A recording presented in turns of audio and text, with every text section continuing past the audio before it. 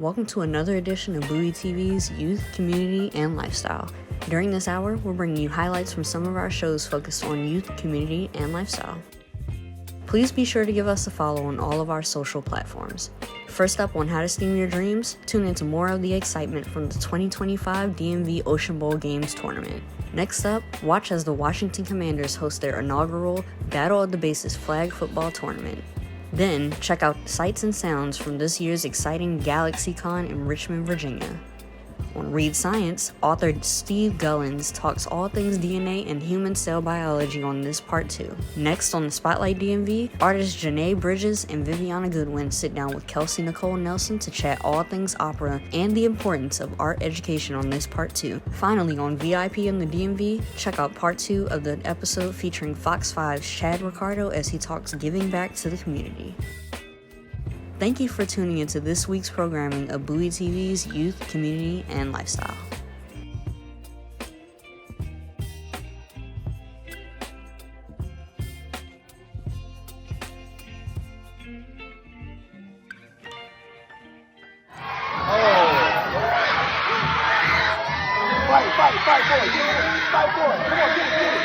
This year's DMV Regional Championship for the Ocean Bowl Games, hosted by our sponsors, Universities of Shady Grove and AstraZeneca. Let's go.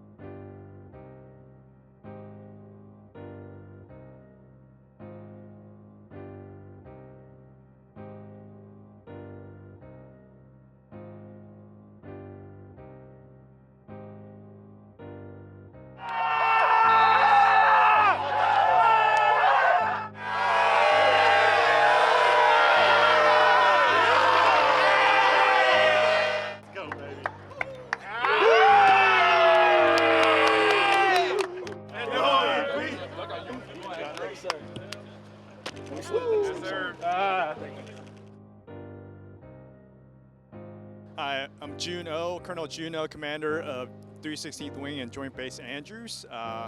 First and foremost, I just want to thank the Washington Commanders organization for putting on such a fantastic event for our service members and our families.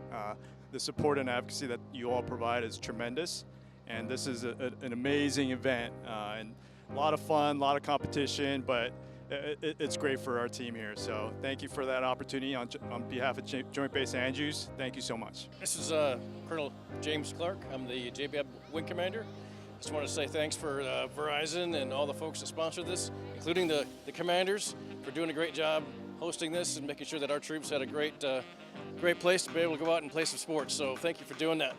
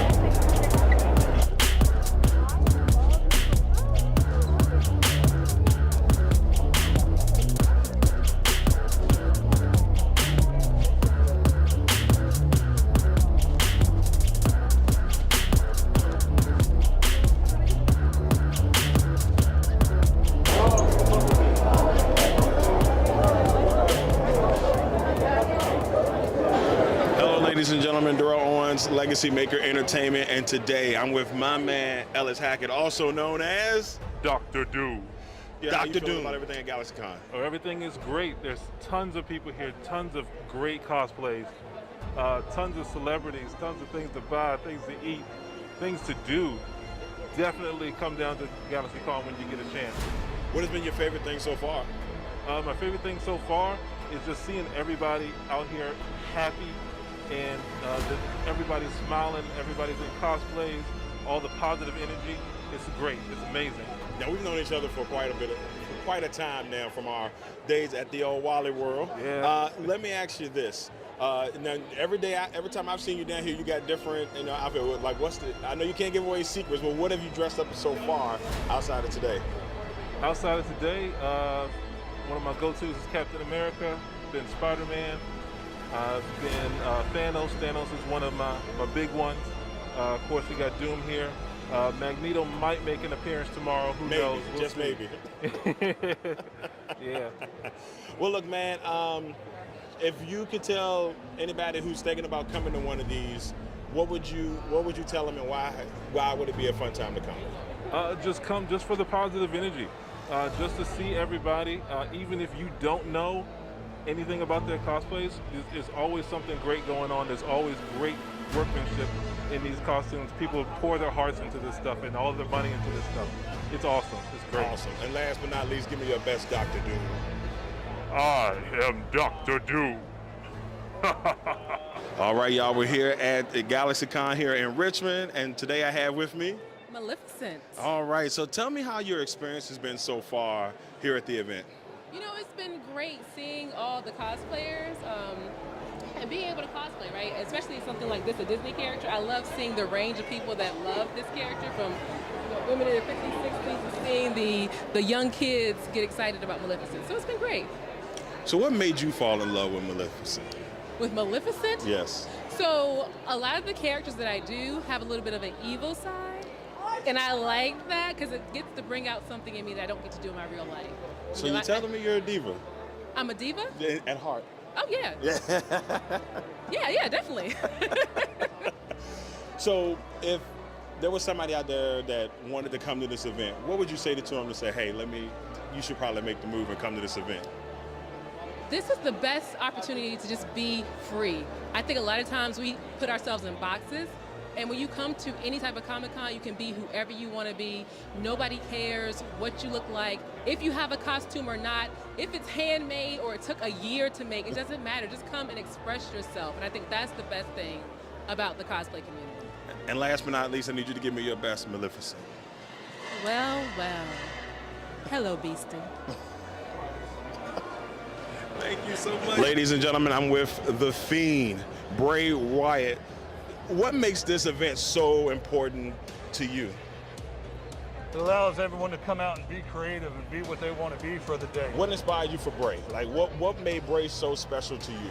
So I followed Bray ever since his day as Husky Harris, then moving up into Bray Wyatt, and then just continually transforming, continually adding to his character at the same time changing.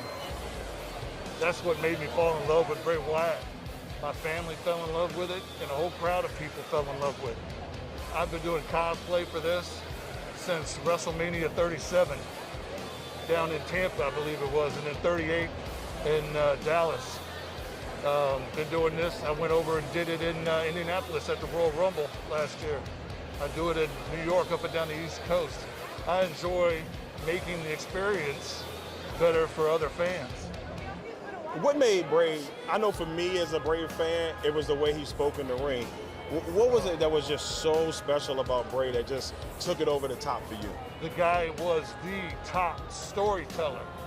This guy could tell a story in the blink of an eye without anybody talking to him. He could cut promos and pull people in and have them hanging on the edge of their seats. That's awesome, y'all. Look at that. That's Bray Wyatt right here from top to bottom. The man. Give us your best Bray Wyatt. Run.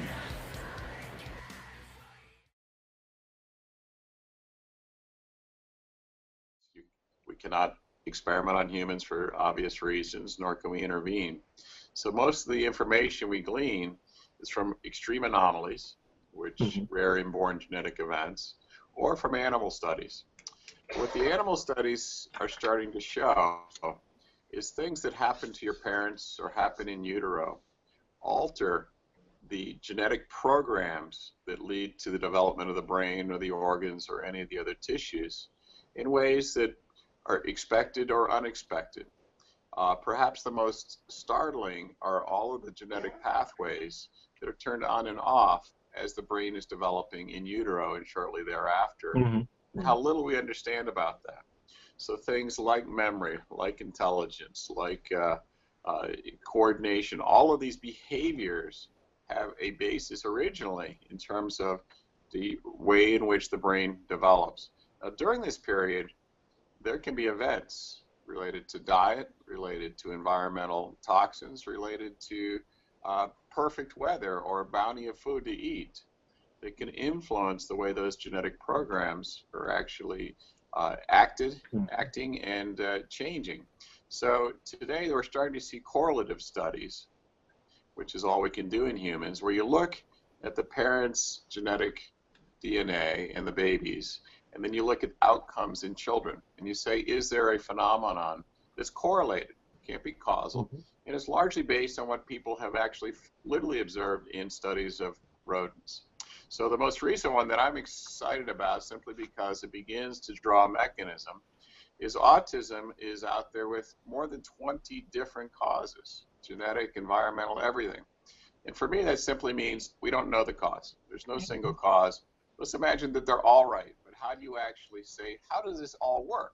How do you actually have something that leads to this autistic trait? And this paper that came out of Johns Hopkins a couple of weeks ago by Andy Feinberg in his lab showed that the sperm of fathers had a epigenetic signature that correlated with autism in children 4 years to 7 years later. Interesting. And so, in the epigenetic signature is something that occurs through environmental cues that have been placed on the father during his growing up until he actually conceived the child. And just to gloss that, the epigenetic effects are the segments of the so-called junk parts of the DNA that are now we see as the switches that determine when proteins get expressed and how they get expressed and in what situations they get expressed. Is that about right? That's right. They're on and off switches. There's about 19,000 genes, but there's 20 million on and off switches on those genes. And so imagine that if your parents or you in utero are in an environment of a drought or a famine, all the switches to grow big and have a rapid metabolism are going to be flipped off, because evolutionarily that makes sense. If you're coming into a period of time where there's an infectious disease problem, all your genes for the immune activation are probably turned on. So the baby is coming out with the right traits that allow it to be better developed. And a lot of the things in the book are about what does the body do with unnatural environments that we have created in trying to figure out which switches to flip. Yep. And I think, when I look at the book, I see sort of two things. And one is this track where essentially an environmental mismatch to what, our bodies were originally evolved to do. So things like our diet, our level of activity, the types of activity we engage in, things like C-sections or taking drugs, like are these going to have long-term implications, consequences, right, for humans in general, and will we adapt, and will this adaptation even, enter into the actual genome, like into the actual sequence, or will it always be an epigenetic thing, right? So that's one half of the book, these sort of consequences of the way we live our lives thanks to agricultural revolution, industrial revolution, and so forth, the pharmaceutical revolution. Then the other half of the book I see, even though you've blended the book all together, the other half I see is sort of the technologies we've come up with that can change either the genome or change our brains, change the way our body functions through different technologies. So, I thought that was really interesting. I mean, this book is comprehensive. in its scope. And so I thought it was interesting. And then so, you know, you just talked about epigenetics and we're talking about C-sections and changing the microbiome. These are things that we are unintentionally doing to ourselves, and we don't know what that's going to do to us as a species, right? Right now, you're absolutely right. And when you say the book is comprehensive, I should be clear to people who haven't read it. The chapters are very short and very readable. They are. That's right. By millennials, because my kids have read it, and in fact, they had a problem keeping the chapters short. Their attention spans are not infinitely long. So the comprehensive part is the range of topics. And my mother's actually read many of the chapters in random order because they're very, you can go from robots to pregnancy with fun. But in terms of the two styles where we're trying to explain the world as it exists today, in terms of the unexplained phenomena like allergies, like autism, and all the things that are going on around us, while pretending that we as a species have not changed in the last 200, 300, 1,000 years, despite all of these changes. If you were to go back to Darwin's finches in the Galapagos, 1 year of a drought is sufficient to change the beak shapes and the strength of 10% of the finches. And that's just 1 year of a drought. Now take industrialized cities with our modern diets and our modern drugs and our modern everything and say, how would the finch have behaved to that? And then to say, well, we have the same biology. Of course, we're going to have a variety of adjustments in ourselves. The latter half of the book is more about the tools are getting more powerful. The 20th century was a century where the dominant language went from 26 letters in the American alphabet to ones and zeros. All knowledge and information was suddenly transmitted as a result of just going to a ones and zeros. And on top of that, the wealth of nations, the wealth of individuals, the way that artists looked at everything was completely transformed. Juan and I, our view is the 21st century is the century of GATC, the 4 bases of genetic code. You now have tools and instruments for modifying cells in ways that were unfathomable 100 years ago. And that we're starting to take advantage of that in ways that people had not anticipated, with gene therapy and other things. So this new century, our view is, as it will exit with biology having been the dominant player, with the help of many physicists along the way. And thank you. GATs have become the dialogue through which we transmit information and wealth and well-being and everything else. So it looks like your light bulb went out on something. I'll flop it back on. All right, there we go. My computer went to sleep. Oh, so it provides a lot of light for your thing. So that's funny. So I was here at University of Illinois. I was an advisor for the iGEM team for a few years. And this team is, for those of you who don't know, this is a synthetic biology competition. It is the premier scientific synthetic biology competition. And this the students need to come up with an idea. If we could guide the evolution and the expression and the activities of organisms at the genetic level, how would we do that? And they go about doing that. Now they start small with just microorganisms.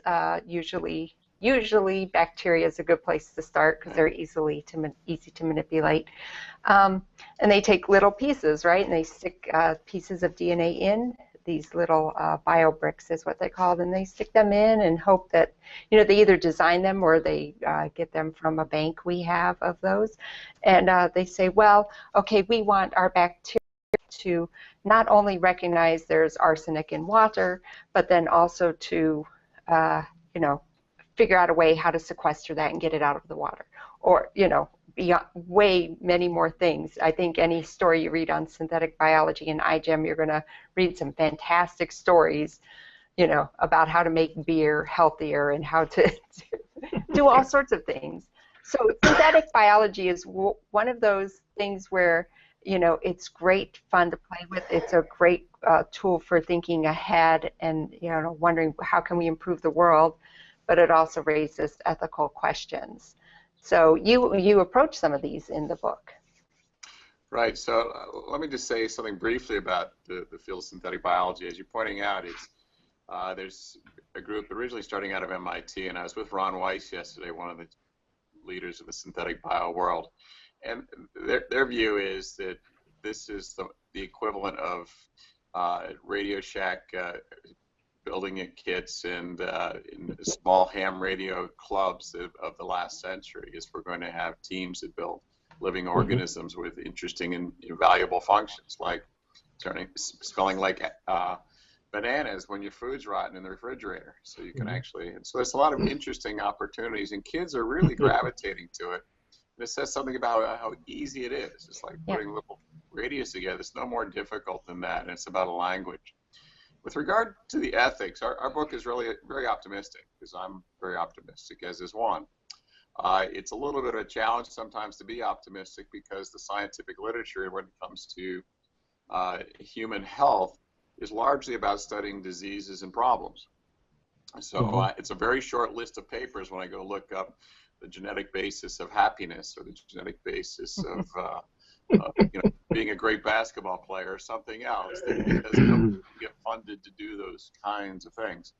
But nonetheless, people by and large, whether it was Ron Weiss's lab or others, are looking for ways to modify cells to make our life better and easier and safer in a lot of meaningful ways.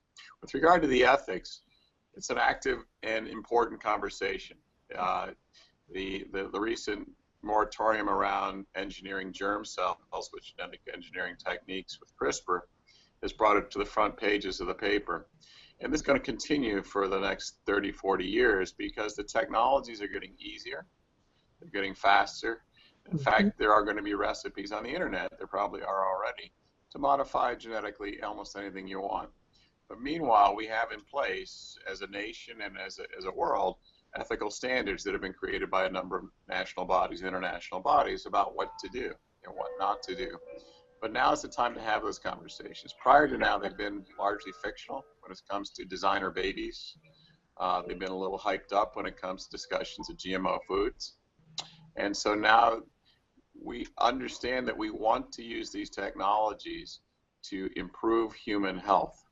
Genetic engineering and genetic therapy is now approved in Europe, not yet in the US, and in China. In fact, the first the first gene therapy was approved in Europe where it's not legal to eat genetically modified or sell genetically modified food, but you can. I always found that interesting. You can genetically modify people, so we found a loophole. You can genetically modify things that are beneficial to children.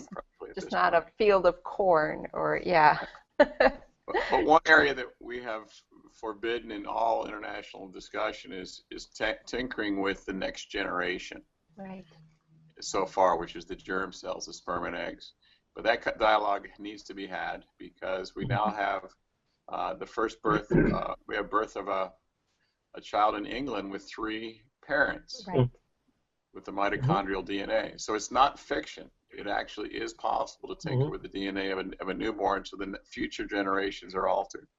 And that's something where I'm having conversations with people, and we hope it emerges as a useful and valuable debate.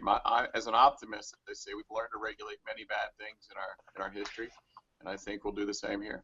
Right. I think, I always think of more extreme examples of things, like when trains first came around, passengers, people were like, oh my gosh, humans weren't meant to go that fast. And,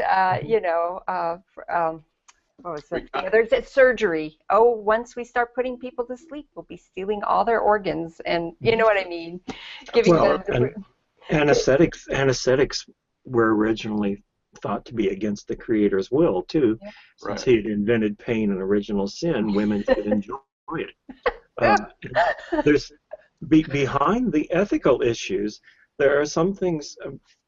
What are the sources for those, and how many of those will dissipate or just be overtaken by events, if you want to guess? Are all of those something that could lead to something dangerous that we see to happen, like, Frankencorn taking over the world accidentally and bugs escaping.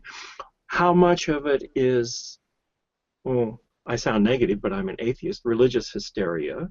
How much it is just unfamiliarity with what's going on, and we always have a fear of the unknown. Right.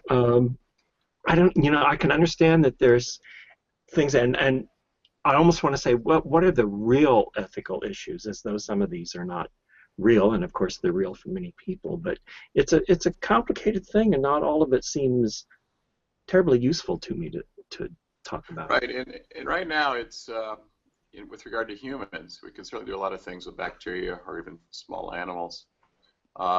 Humans, we're still in a safe territory with regard to our concerns because these things have not been deemed universally safe. Some gene therapy has, but that's and the committees that are part of the regulatory approval are saying nothing in germ cells, nothing in sperm and eggs is allowed. It must be for disease purposes, not for enhancement. Well, the slippery slope begins when it becomes 100% safe.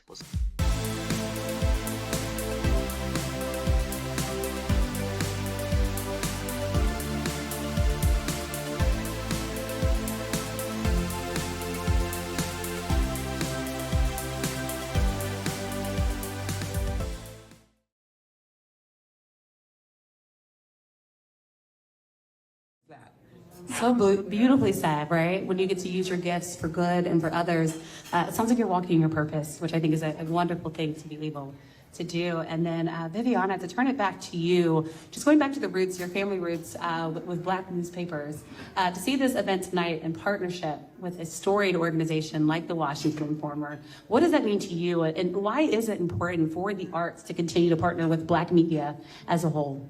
It's incredibly important. I don't think I understood the weight of the things that my family did within journalism until I got older and left, and also because of the kind of revival of Black Wall Street. I grew up around it, and my family's newspaper is right on the corner. So when I was there growing up, going to the cultural center that we have there, for me, it was just everyday life. And so when I finally left, and I lived in Texas for a little while, and now I'm here, I've realized the importance so much of what my family did, and also just the historic importance of what happened there.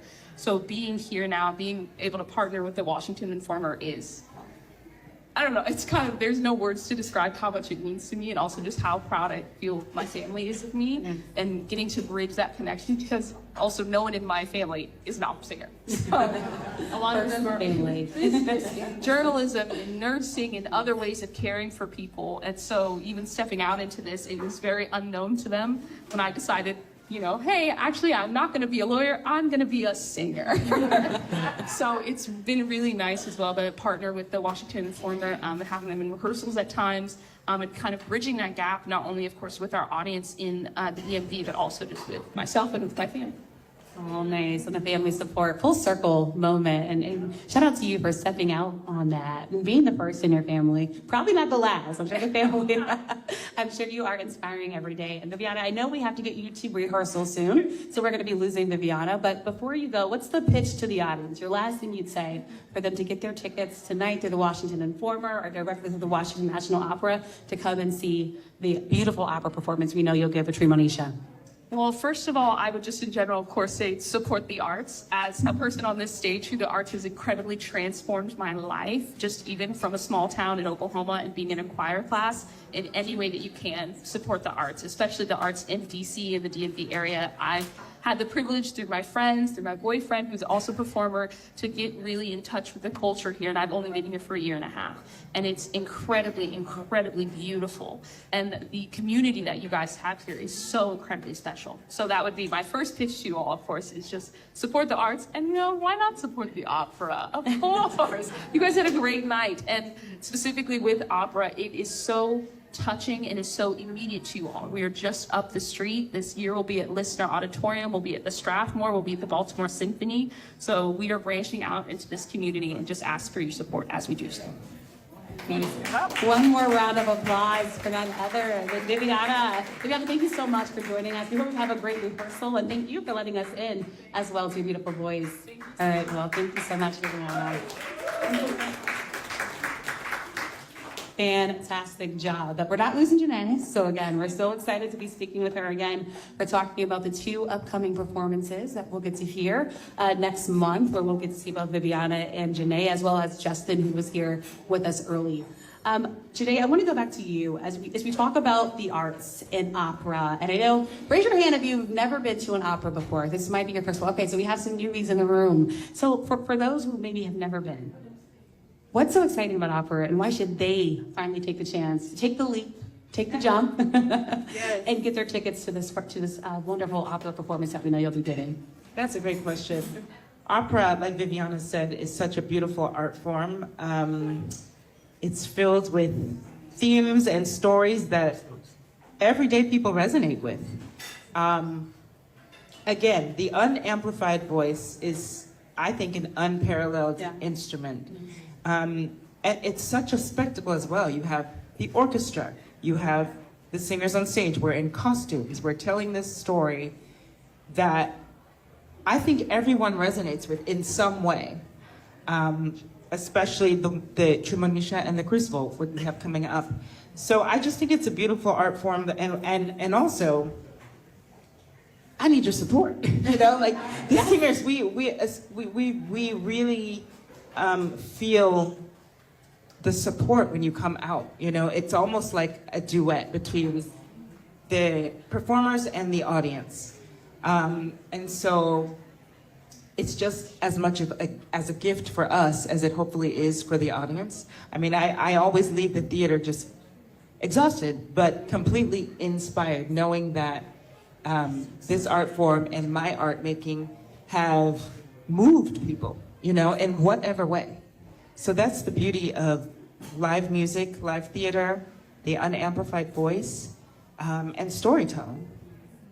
And as we talk about storytelling, take us back to that moment when you won that 3rd Grammy. What did it feel like for you to win it, to be a Black woman in the arts, to be a Black woman in opera, and to know what you represent for so many? Yeah, you can continue to call that Grammy award-winning opera singer. It's pretty surreal, actually. It hasn't completely hit me yet. But it's not, I mean, I stand on the shoulders of so many. And I reach very high because of that. And, you know, standing on the, when they said my name, it was just like, wow, like this is really happening. And I will say though, once I got on that stage, I'm like, yes, I belong here. I've worked hard for this. I've worked very hard for this. Those who've come before me have worked hard for this. And so while I have won 3 Grammys, I feel like it is, I'm just getting started, really. I mean, it's really encouraging and inspiring. And now with this 3rd one, I'm just like, okay, there's nothing that I can't do.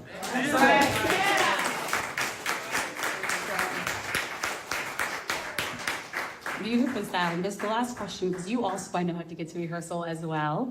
But as you look at your journey and your story, you know, to this point, like I said, from ball player to opera singer, and I've covered a lot of sports, a lot of athletes. I don't get to do this. I mean, a voice is such a beautiful thing, and you're not wasting it. You're sharing it with us. You're giving your gifts. So as you look back at your story, you know, and we look at what's next, like you said, not yet. I'm going to say, when we talk back to you, it's going to be another Grammy. I'm manifesting that for you. But like, what's most cherished in your story, to your point now, that you really want people to resonate with as they get to know Janae up here on stage? Obviously, you're more than an opera singer. What do you really want people to take from your own story and your journey here today? I love that. Wow. Well, I'll just quickly talk about my transition from basketball to singing. So I grew up in church. I grew up singing in the choir, AME. AME Tacoma, Washington, 5th District. The other Tacoma and the other Washington. So I grew up singing in the church, playing classical piano and basketball. And long story short, in high school, I was a captain of my varsity team my senior year, and my coach, I wanted to join the high school choir. And so my coach said, as long as you know, fulfill your duties as a captain and don't let that singing thing interfere, then it's fine. And so I joined my first opera. I was in the chorus of Tosca, Tacoma Opera. And I worked out the schedule so that I could be in the schedule, the rehearsals for the choir, and make my games and practices for the team. So one day, it wasn't a conflict. I had rehearsal for the choir in the daytime. It was a weekend, and a game at night. And so my mother drove me after rehearsal. She drove me 2 hours away up north to the game. I got there, put on my gear, and the coach sat me on the bench. And I was like, "Coach, what are you doing? I have to warm up." The game started, 1 quarter went by, 2 quarters went by. It was halftime. I was in tears. My mother was yelling. She came from the stands, and I will never forget this. It was very traumatizing, actually. Yelled at us in front of the whole stadium and was like, "You betrayed your team for this singing thing. You didn't ride the bus up. I didn't ride the bus up with the team." Even though he gave me permission to do the rehearsal, blah, blah, blah. So that was the last day of my competitive basketball career. We get her now, right, in this.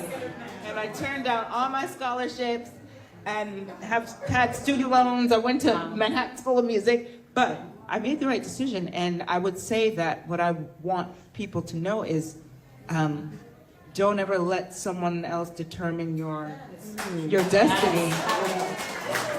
Because I was really hurt, but I remember feeling like I love basketball. And I still play it for fun, but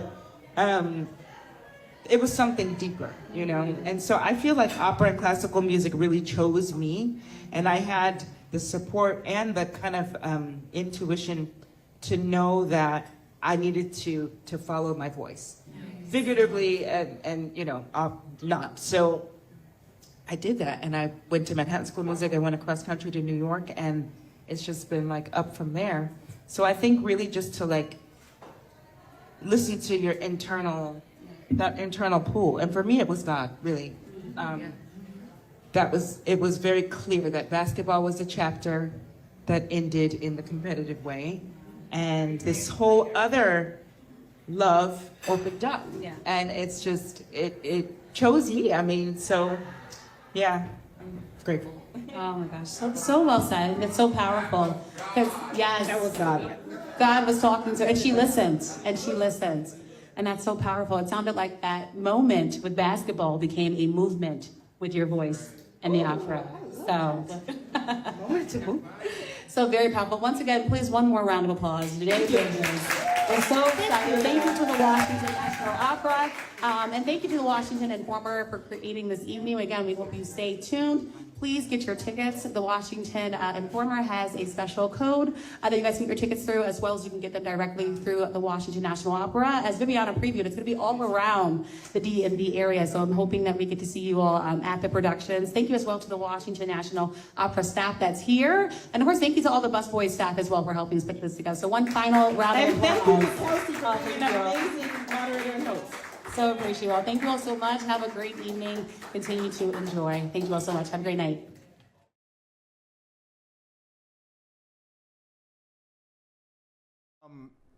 This is my life. I grew up in a household, my mother, very close to my mother. Mm-hmm. I have 3 older sisters. 3 older sisters. And this what was is my that world. like? It was everything. 3 older sisters. 3 I didn't older. know that until just now. Yeah, 3 older sisters. And my sisters, my mom and then my older sister, Angie, Sonia, and Katina out there. And I was a bit of an accident, Lavita. I was a bit of an accident. Oh, what do we mean by that? My sisters, 16, 15, and 9 years older than me, respectfully. Okay. So I grew up in a home in which I really had 4 mothers, 4 women that raised me and took care of me. And so growing up, like, this was all that I ever wanted to do, was to be able to give back to people, especially Black and brown women. You know what I'm saying? And especially standing in the gap in situations when the Black men are not necessarily there. This is all I've ever wanted to do. So covering sports means the world to me. It does, but being able to be with the people and to stand up and to represent and to make sure that everybody knows that I'm not on TV talking at you. No. I'm here with you. That's I true. am here with you. And if you call me, I'm going to be there because it matters to me. That uplifting, that commitment to the community, that commitment to the people, that matters to me. And thank you, because when I was at the event at Cameron Grove and I mentioned VIP in the DMV, I didn't ask you. You didn't hesitate. You said, I want to be on your show. I'm like, wow. It's an honor for me to be here. Wow. It's an honor for me to be here. It's a pleasure for me to be here. And again, I think that I get this question somewhat often, you know, but I think that it's because of the path that I took to get here. I didn't go to no fancy journalism school. You're actually never going to hear me call myself a journalist because I'm a man of the people. Look at all of my things on social media. I'm a man of the people, bro. You. Where I come from, I understand. So I don't see myself as something that is disconnected from the constituency that I serve. I am a part. I am a mouthpiece for the people. I'm a mouthpiece for the people. I'm not someone talking at the people. So any point in time in which I can come and be here with VIP in the DMV or to be at you know, the home or to be anywhere, that is what it is that I want to do every time. How would you encourage someone, because right now everybody says you have to get that education, which gives you information. It does. But you're showing a whole different perspective.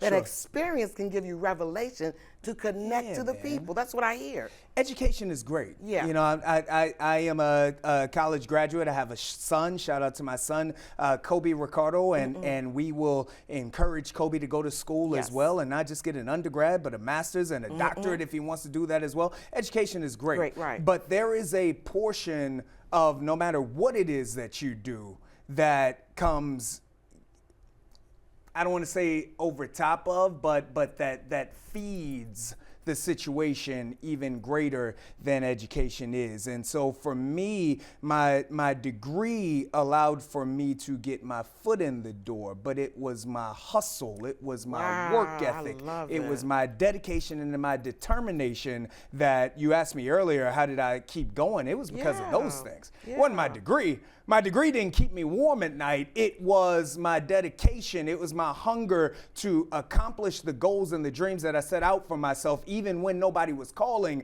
It was those things that kept me going. And so now, there's not anything that's going to stop me. I can be locked out of the room. Yeah, well, you know, respectfully. Yeah, I know respectfully and humbly.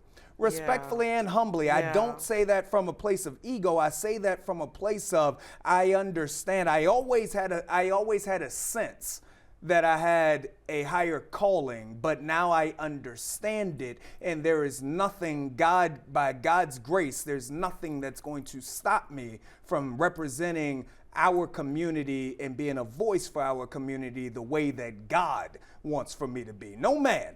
But God wants for me to be. And that's what VIP, I don't know if I share with you the VIP, but number one is value, identity, and purpose. You're adding value in our community. Yes. You're expressing your unique identity. Right. Like when I turn on TV, I see nobody else out there like Chad Ricardo. Matter of fact, when you walked in that room at Cameron Grove, I had stopped watching 5 News. Oops, I shouldn't say that, right? That's okay. But once I met you, I'm on it now. I got the tube on watching Fox 5 because you bring so much value and energy, and you're unique in your identity, and you wear that proudly. Sure. Like you don't apologize for who you are and how you present yourself. Not at all. And I do want to give credit. I want to give credit to the leadership at Fox 5. Okay. So from Sue Deviney to Kyle Carmian and to previously Paul, who is there as well. Because to their credit, Levita, I got to tell you, they brought me in, and I've got a hell of a story to rewind there. But I want to touch on this first. Okay, come on. But when I got in.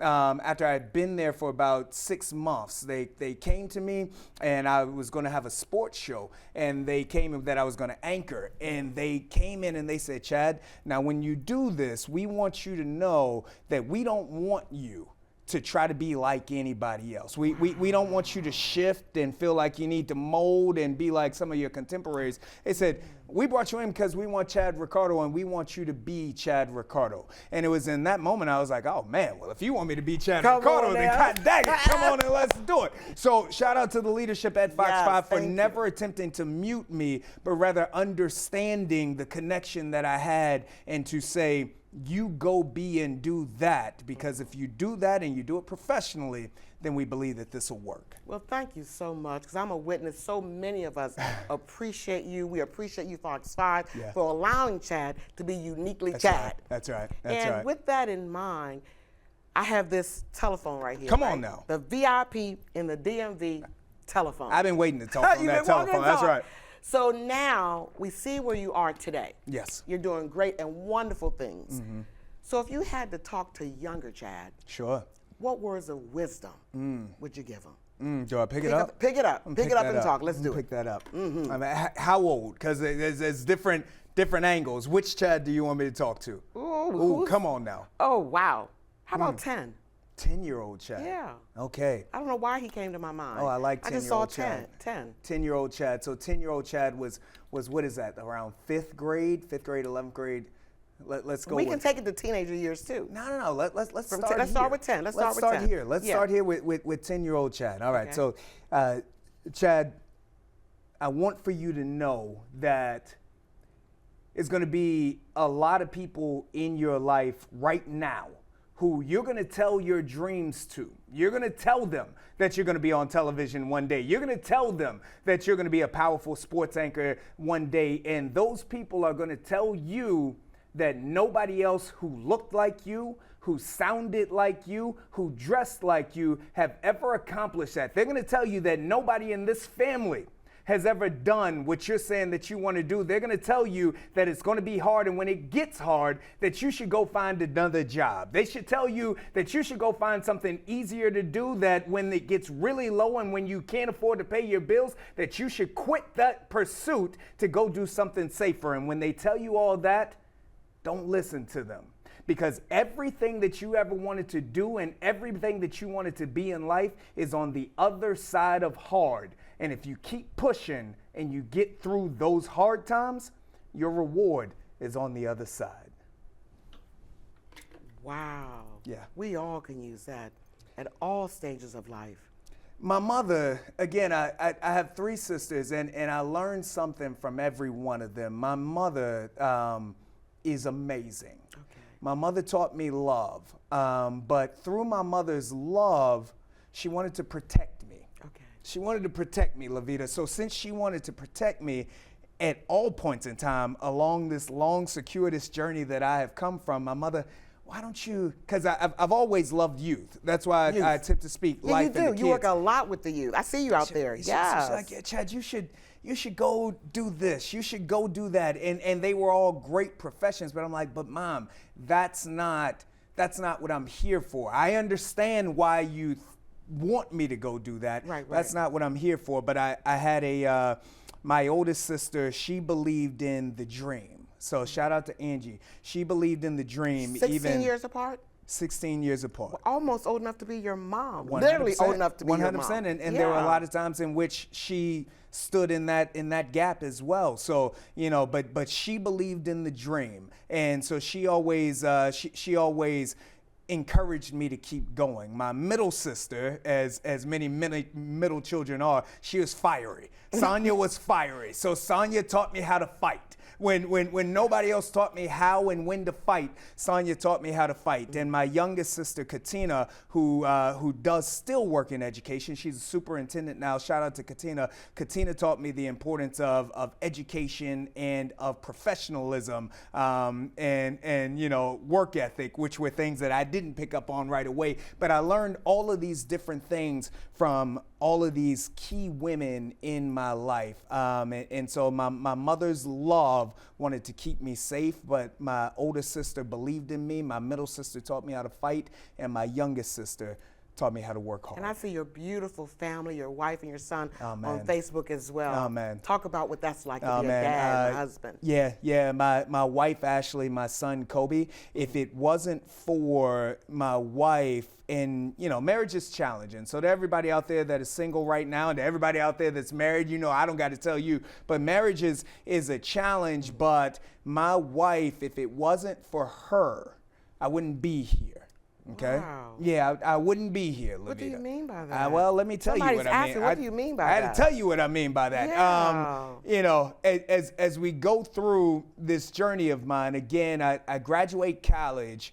I'm in my 20s, and at this point in time, I have a modicum of talent. What I used to hear all the time about the potential that I had, and I thought that potential was a good word, right? Right. It wasn't until I got older that I understood that potential, when people say that you have potential, that's not actually, that's You're not there start yet. to good thing. Right. That means that you're not there yet. Yeah. That means that there is something that you're not doing. But for me, again, having those three sisters was a gift and a curse, Lavita, because all of my life, all they did was tell me how wonderful I was. Wow. I'm going to tell the truth and shame the devil up in here in VIP and the DMV today. That's right. We'll tell the truth and shame the devil. All they did was tell me how good I was. There was a portion of me that believed that I had arrived when I hadn't done the work to arrive yet. And I kind of carried that throughout my 20s, right? And so that's why I would get to the door, but I didn't have the work ethic to push through, and I certainly didn't have the character to stay in any rooms that I would get into. This is who it is that I was. I'm 44 now, so through those 20s. You look younger than that. I took a shower this morning. I took a shower. I got on makeup and moisturizing right there. There we go. Thanks to your mom. There Your we go. mom's a real pretty lady. I saw her as well. I love my mother. So it was, when I hit about 30, I understood. It was when I hit 30, I was not working in sports yet. I was working just in entertainment. Okay. Yeah, I was working just in entertainment. I started hosting live events when I was about 24. And so I was hosting live events, and when I hit about 30, I was like, yo, Chad, if you don't make a push to get into sports right now, it's never going to happen for you. And so it was at that point that I actually started working with a digital streaming service, sports, here in Prince George's County, in Greenbelt, Maryland, to be exact. That was the Sports and Entertainment Network, anybody who has seen that.